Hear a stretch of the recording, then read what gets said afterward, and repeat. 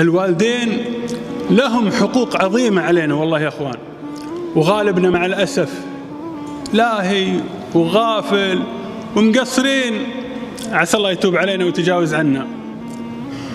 الوالدة لها فضل عظيم عليك، ربتك وكبرتك وعلمتك ولبستك ووكلتك، كم يوم جاعت وعطتك أكلها.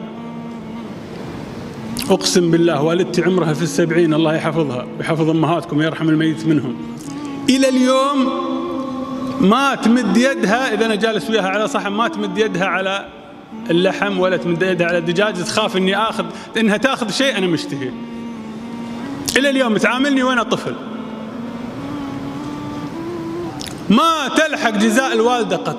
لذلك الرجل اللي حجج والدته على ظهره ويطوف فيها بالمناسك، عرفة ومزدلفة، احنا الشباب وإذا اعتمرنا روحنا تطلع في طواف الوداع وطواف الإفاضة وزحمة الناس، هذا والدته يؤدي المناسك هذه كلها والدته على ظهره، منى وعرفة ومزدلفة والجمرات.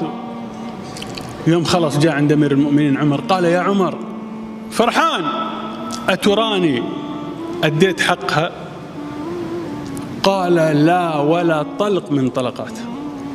الطلق اللي يحصل لوالدتك أثناء الولادة ما جازيته، بس ناهيك عن باقي حياتك.